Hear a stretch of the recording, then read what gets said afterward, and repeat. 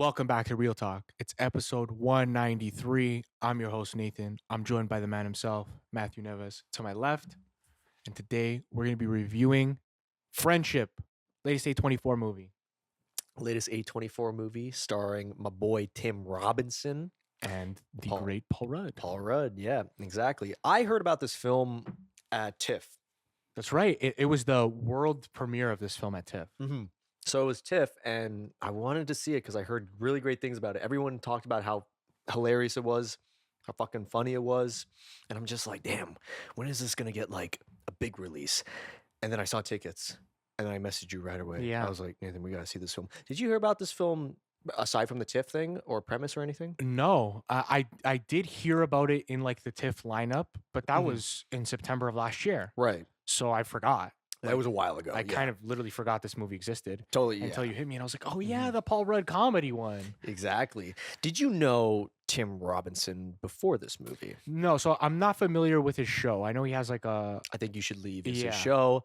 Would recommend. It's fucking hilarious. It's basically like Tim Robinson writing a bunch of sketches. so like this is his brand of comedy, like this. Oh, movie, right? So absolutely. the show is very much like an extension of like what this movie is. I like to think of it as like the I Think You Should Leave movie.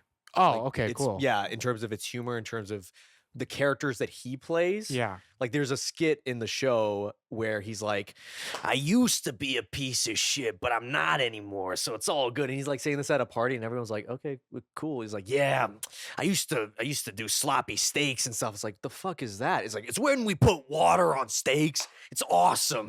It's like that type of aggression you're getting from those skits that's put into this movie. And also Paul Rudd's in it too, which I feel like kind of gives it more notoriety Mm-hmm. because a lot of people might not know who Tim Robinson is because For the sure. sketch show is pretty niche even for Netflix. I mean, it got 2 seasons, but it's not like SNL, which he was part of. He was an SNL cast member Right. briefly, so he does have credibility. It's just that this is the first time he's really starring in a movie, in a comedic movie.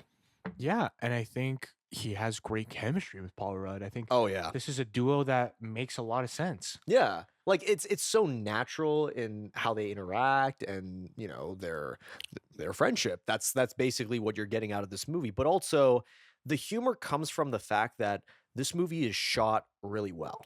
Very well. It's very cinematic for what it is. It's shot like an A24 film, and that's the joke. Yeah. Is that everyone's kind of playing it straight, and then there's Tim Robinson, Yeah. who is not. He's playing it the way he wants to play it. And it's kind of like him walking into this world and him just like throwing his humor out there, his attitude, his aggression. And it's so funny because you're just like, how does a normal person in this world process that? And that's what you get to see as well. The reaction is the joke as well. It's the punchline. Oh, absolutely. Mm-hmm. Absolutely. A lot of times, yeah, the reactions are the jokes. Oh my God. So that's why this movie is like really reliant on them having good chemistry, Mm-hmm. right? Because a lot of the jokes are between the lines of the script. Exactly. And the line delivery and like little moments could have fell flat if not done right. Like I always think of the part where Paul Rudd is like talking to Tim Robinson's character and Tim Robinson's like, oh fuck, I ruined my pants. Yeah. I gotta buy it at this clothing store because this is the only store that fits exactly So like mine. the funny part about it is like the clothing store is merch from a restaurant. That's the bit. I don't know if you caught that, but I caught that after because the second time he mentions it, Yeah. I'm like, oh, like this is like a restaurant's merch that Yeah. he says fits me perfectly. Fits me perfectly. So he's like totally the kind of guy who like finds a pair of pants he likes and buys 15 of them, right? Yeah, exactly. I just thought it was so funny where it's So like good. you can only buy your clothes at this store. It's like, Yeah. yeah, man. And Paul Rudd's like, okay, cool. Yeah.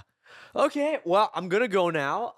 And that's most people's reactions to like a lot of what he's doing. But the story is generally just like Tim Robinson befriends his neighbor, played by Paul Rudd. Yeah. They have a nice little night out and stuff. They hang out, they meet up a couple times, and then like there's one event that happens where it's so fucking awkward.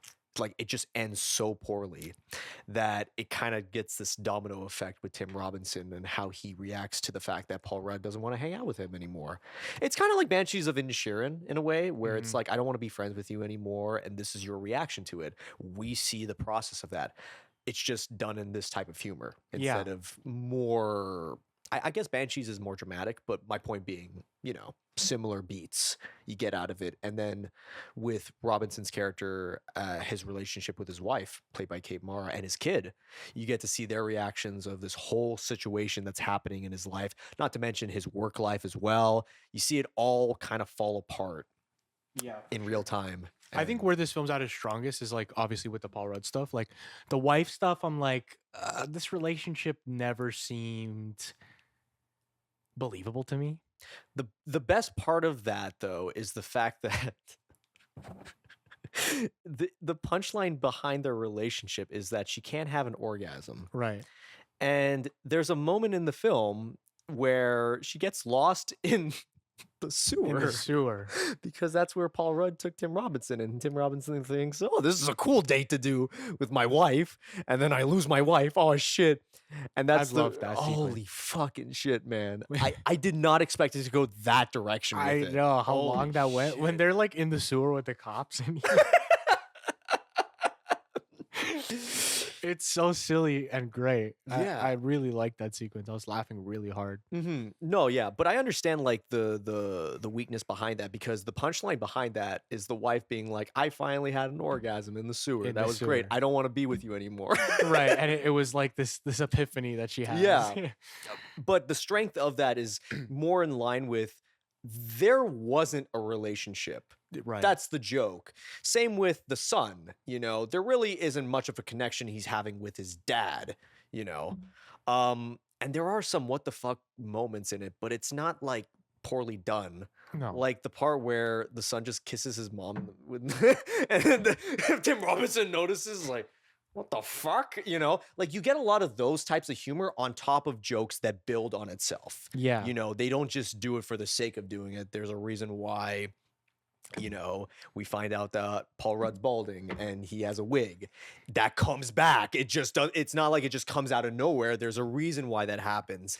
And jokes like that really work in a comedy like this because you're not just relying on WTF moments, random moments. Right. You're relying on the character development on top of the fucked up funny moments. Yeah, exactly. And this is a particular brand of comedy. Yeah. It's taking big swings at times. Mm-hmm. And I don't think it's for everyone, but if you subscribe to this kind of comedy, Yeah. I think this is a very funny movie for an audience of people. I don't think it's like do you know what I mean though, right? It It's is like, not Adam McKay like Thank you, yeah. Will Ferrell or Jonah Hill. It Like, doesn't this have isn't This that Is the End. appeal. No, Exactly. No. It's a whole other type of humor that I feel like is becoming more mainstream, which I fuck with. It's like the Conor O'Malley guy. He's the guy who yells at him in the garage. Yeah. Dude, if you've seen his work on YouTube, highly recommended, by the way. He's also a comedic I writer. haven't. I didn't know that. He's a comedic writer. He wrote for Seth Meyers, his Late Show and whatnot. He's got his own YouTube series. He's been a character actor for a little bit, but no, his humor is like very particular. He's been on, do you know who Joe Pera is? I don't. This is like a type of area of Adult Swim where they have these comedic shows. Like Joe Pera is very deadpan. He's like, hey, my name is Joe Pera. Today I'm going to do this. And the comedic bits are the fact that he's with people like Conor O'Malley, who's yelling. It's a beautiful contrast. And we're kind of noticing that now. Like Eric Andre is probably the most mainstream out of all them, I would say. He broke out pretty early. For sure. Yeah, I've seen a lot of Eric Andre show. Yeah. So we're kind of getting that type of humor where it's like, yeah, you can't. I'm not seeing this in like a Kevin Hart comedy, dude. Right. This is something else, and I really fuck with it. Yeah, it's not for everybody, but I No. like it. It's refreshing. It's good to see that these movies are getting made, and Yeah. getting releases. Mm-hmm. Because the silly comedy is a dying genre, very much so. It is. We're not getting a whole lot of like laugh out loud comedies, especially like ones that get praised. A lot of them get on streaming, like Will Ferrell's career. Yeah. We look at Will Ferrell like in the early 2000s, Elf, or bigger films like that. Tons of money. Yeah. Made tons of money. What is he doing now? That's in a movie that's going to make over $100 million, Nathan. You're right. And it's like we got to find different people sometimes. This is a great one.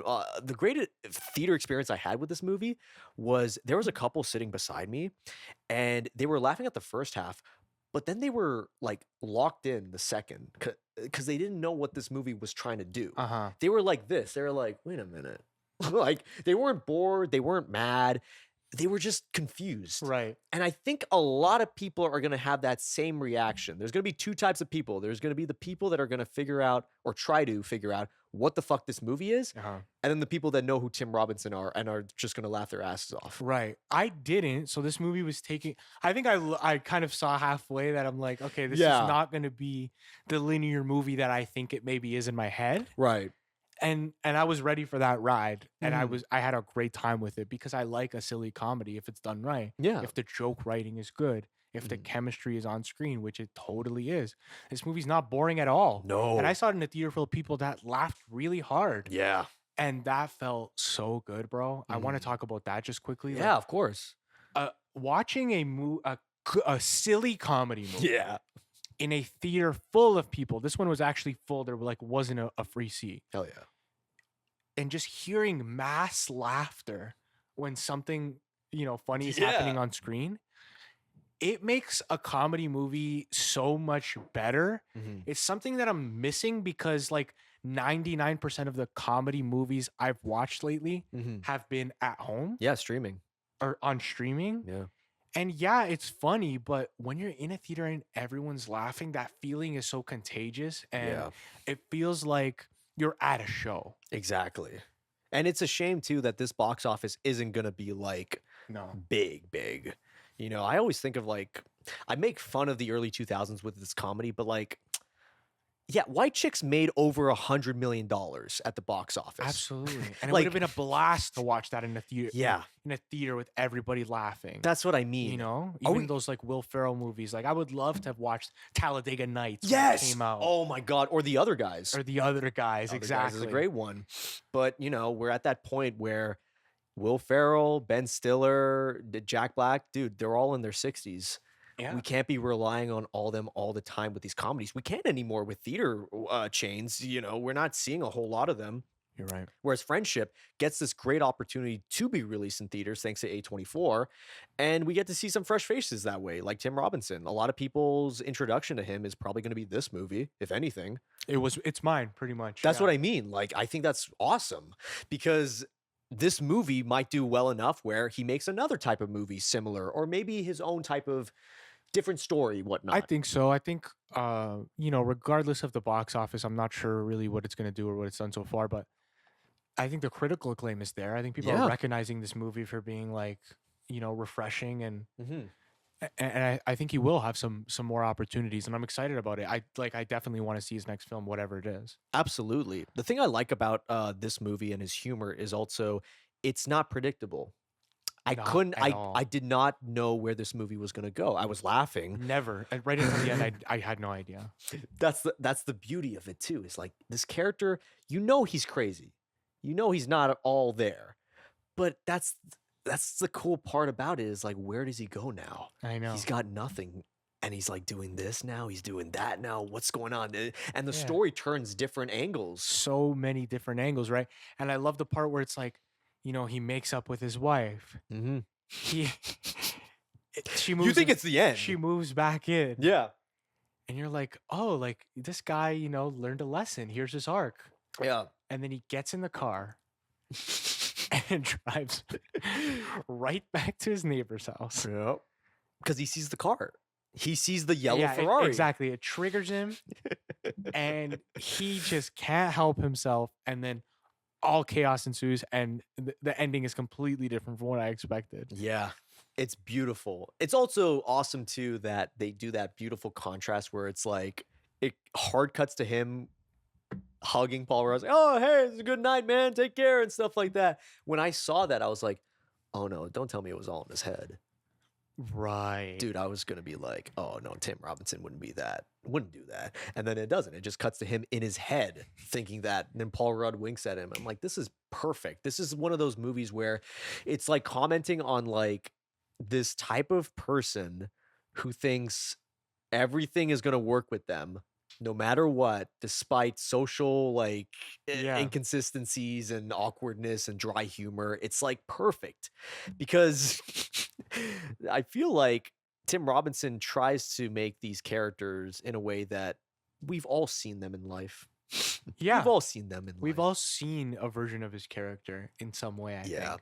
Right? And I think, yeah, you're right. It is trying to kind of comment on that. I think it's trying to comment on like male friendships and some of Yeah. like the tropes of that, Mm-hmm. which I think is really fun because Paul Rudd is like, this man Mm-hmm. who has a band and Yep, he's got a band. he's a weatherman, and that's so cool.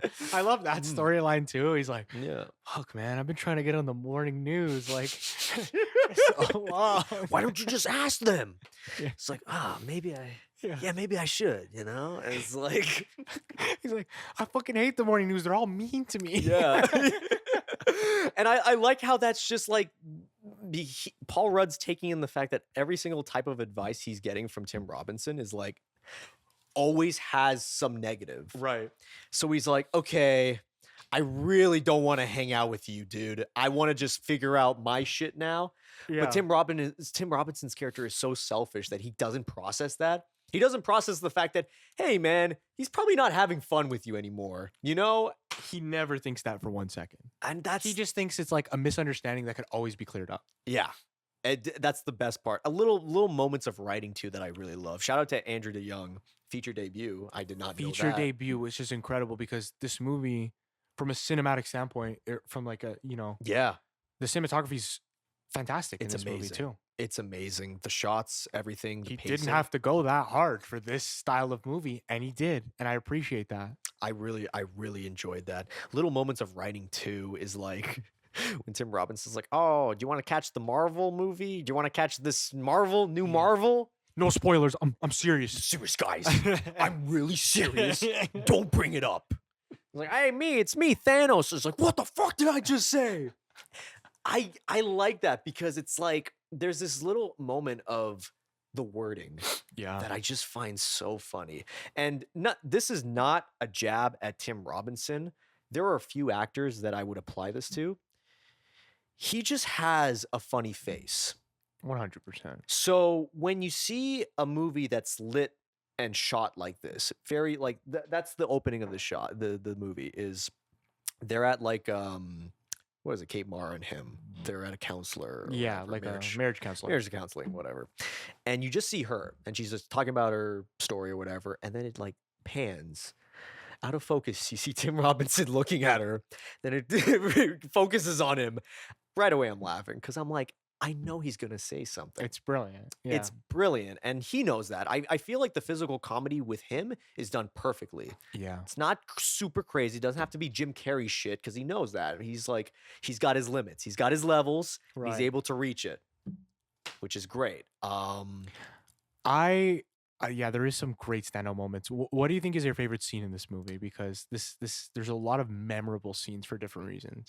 Yeah, my favorite scene is probably right after the toast when the wife comes back and Tim Robinson says his whatever, and then people start talking. He's like, okay, we're done with this, Yeah. we're done with that. So he leaves, and as he's lighting his cigarette outside, you hear the audio from inside, and that's Connor O'Malley. And he stands up. He's like, I guess I'll say a few things. Yeah. And as he's saying it, you see Tim Robinson smoking. He's like, he's doing this, he's doing that. And Connor O'Malley, you hear in the background, is like, yeah, I think we should have still been in Afghanistan. Yeah. The fucking war, those fucking, I'm gonna kill them all and stuff like that. And I'm like, that's so fucking genius because I was in tears at that moment. That was really good. Because I know for a fact, like, that wasn't part of the original script. But then they were like, wait a minute, like, we could just add Connor O'Malley. Hey, could you say this in the sound booth? Yeah. Perfect. I think he says, for the record, I think we should still Yeah. be in Afghanistan. Yeah. During a toast That's great. about a wife coming back from like that tragic. It's hilarious. It's crazy. Because like the scene before that, he's in the garage with Tim Robinson. It's like, that's a beautiful woman, and you left her, you son of a bitch. It's like, who the fuck are you? Like That's they're both so doing a yell off, and their yelling is both hilarious, and the way they handle it. And I don't know, like I feel like a lot of comedic actors don't know their strengths as much, or at least the directors don't cast them or direct them enough to do that. You know, This movie definitely plays to his strengths. Yeah. yeah, like I- they know how to use Tim Robinson. Tim Robinson knows what type of movie he's in. I've seen it a lot where a lot of comedic actors do something where they're not as good. Like An example would be 1,000 Words, Eddie Murphy, that terrible comedy. Yes. Eddie Murphy is known for his foul language, the way he talks and stuff. Let's take that away from him. Let's limit what he says.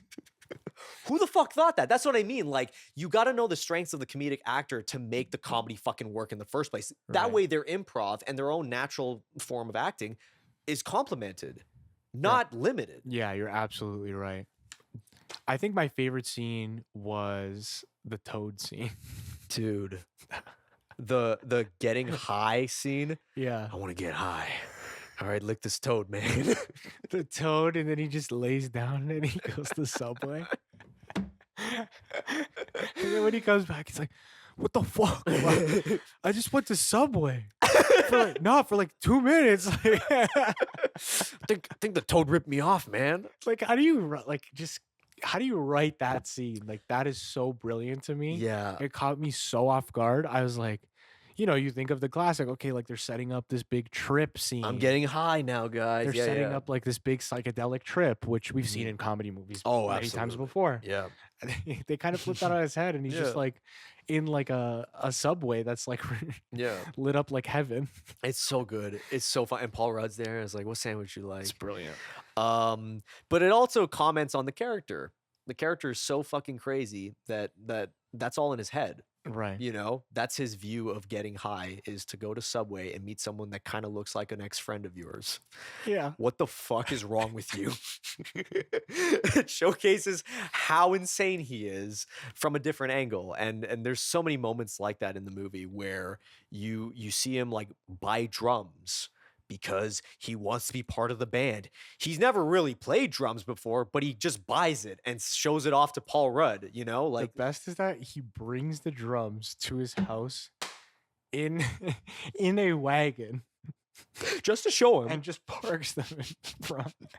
And Paul Rudd comes out, he's like, oh, you got the expensive kind, huh? Yeah. And he's dressed in his like he's going to like a medieval like festival. Yes. Oh my God.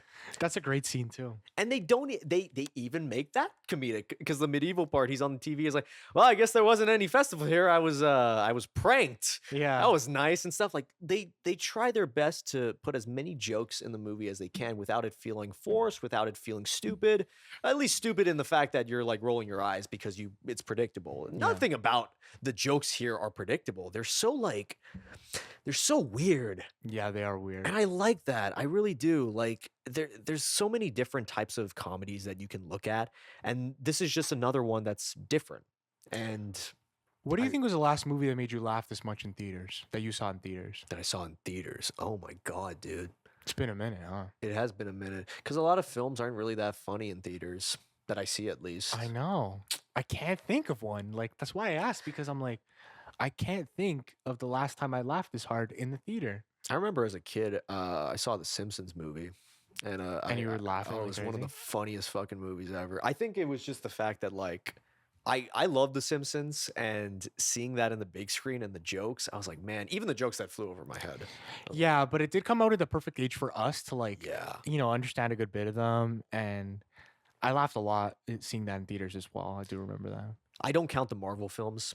I know people laugh at those, but they're no, not. I wouldn't say they're like crazy funny. No, not really. I think of maybe like the last Bad Boys. I laughed for a couple of Boys? scenes. Yeah. But it's not But it's definitely not as action. much as this. It's an action movie first and Mhm. a comedy second. That's what I mean. Yeah. It's hard. I can't think of it, man. And We that's need- sad. It is very sad. Well, it's even like, what was it? Will Ferrell and John C. Reilly. I think it's Step Brothers, right? Yeah. So I see this new film called Holmes and Watson. I was going to watch that in theaters because I was like, I love Step Brothers. Step Brothers is fucking funny. Yes. Then I saw the reviews and it was like 8% on Rotten Tomatoes. I'm like, oh, fuck. Are they just not funny anymore? And then I saw it at home and I slept through it.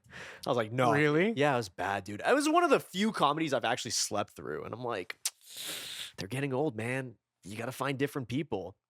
Look at SNL. That's really what it is. You gotta find different people. Mm-hmm.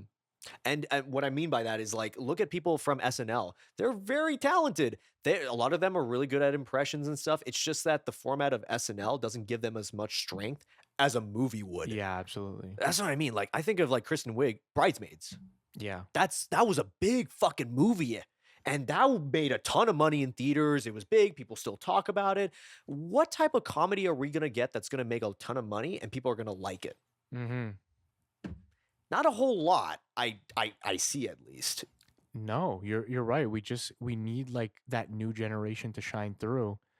I think, right? They need the chances, right? Mhm. They need a chance to shine through. I think Tim Robinson is one of these guys in this next Absolutely. generation that's pushing this forward, especially with this movie. And I'm excited to see what he does next. But Mhm. we need more. We definitely need more. A24 is giving more chances at this because it's the thing. A24 is not known for comedies.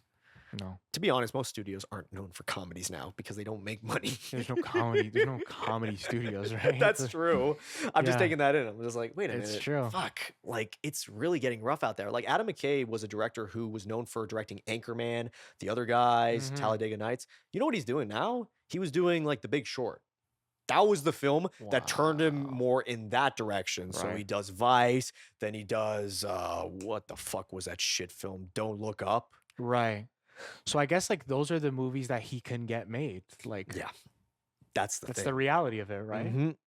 I'm sure he Ah. wants to do another silly comedy, but Yeah. I think the opportunities are probably few and far between. Few and far between. And also, he's old. Will Ferrell's old. They've probably moved on. That too. They don't want to do an Anchorman 3. What are the chances? You know what I read? I don't I think read so. they're going to do a Meet the Parents 4. Is that what comedies are leading up to? We're making a fourth installment of a shit franchise now?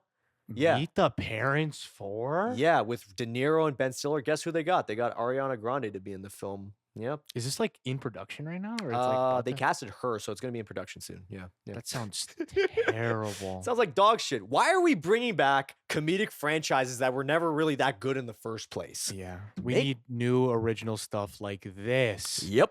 So I'm glad A24 recognized that and gave this the release it deserves. Yeah, man. Hope it does all right. You know, I want to see a Conor O'Malley film now. That guy, put him in a movie. Yeah, for real. It'd be so good. Give him a leading role. Let's see what- Charisma's really there, man. I think so too. Fuck yeah. This movie's getting some pretty positive reviews. 89% on Rotten Tomatoes, 7.5 on IMDb. What is your review of Friendship? Friendship is a funny ass film that fits with my humor. I really like it. Tim Robinson and Paul Rudd are amazing in the film. Would highly recommend it. I'd give it a 7 out of 10, 3.5 out of 5. I love that. Yeah. I think that's a very fair rating. 3.5 out of 5 makes perfect sense. And I can't wait for the next one that he makes. I think he will get a next one because Oh yeah. you could tell he knows what he's doing. The critical acclaim is there. Definitely one you should go watch while it's in theaters and get that full theater experience. Mm-hmm. Let us know what you guys thought in the comments below. Don't forget to leave a like, subscribe to your boys if you're new here. We got more movie reviews on the way. And most importantly, do not forget to take care and brush your hair. Peace.